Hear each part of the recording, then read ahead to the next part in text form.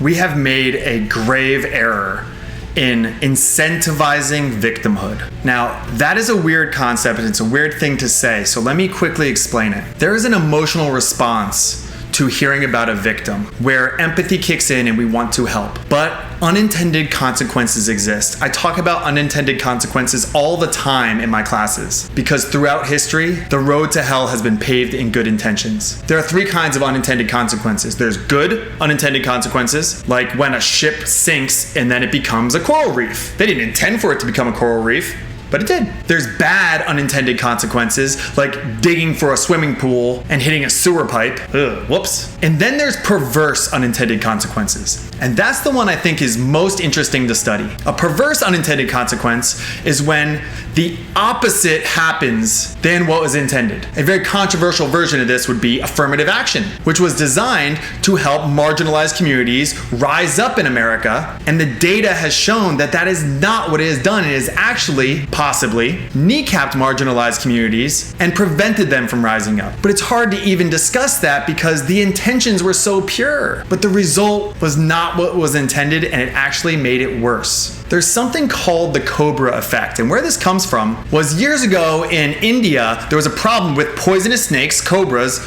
biting people and killing them. So the British government put a bounty where they paid you for every cobra that you killed. Well, that sounds like a great idea, and now people won't die from cobras.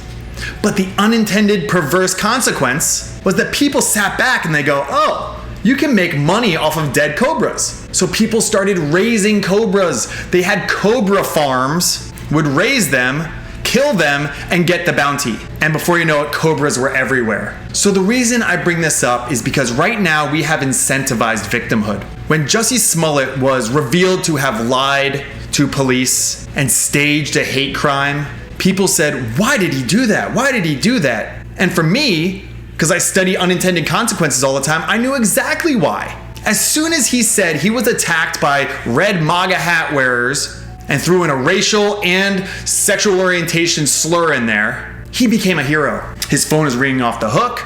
Every celebrity in town was like, oh, Jussie, come work for me. Come on, let's do a project together. He's a hero, he's a hero, he's a hero. Why did he do that? Because he went from some obscure actor to a hero overnight. Help his career, help his popularity, and he got away with it.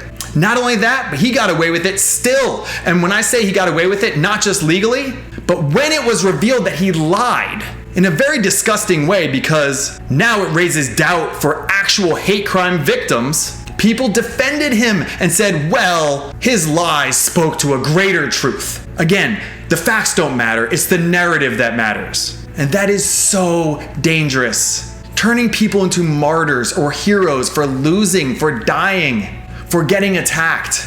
I understand it, because we hold up martyrs or soldiers or people, heroes who give their life to save others. But it's not the dying that we admire.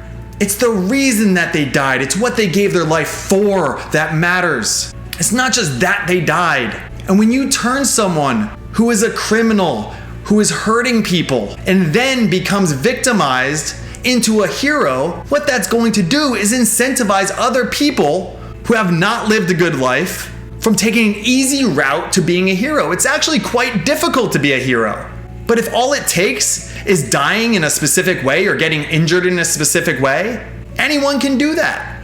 And it takes away from the important role that heroes have in our lives. We cannot incentivize victimhood and promote learned helplessness, because anything incentivized, people will take advantage of. We are creatures of survival. And if I am a down and out person who isn't contributing much to society and I have kids and I'm not taking care of them, and I go out and commit a horrible crime and then the police shoot me and I raise millions of dollars to give to my family, a scenario like that becomes very appealing. And in no way am I justifying bad police actions or anything like that, but we have to be aware that we cannot incentivize victimhood. Because when we incentivize victimhood, people will push each other over to become victims. What kind of society will we have if it's a race to the bottom?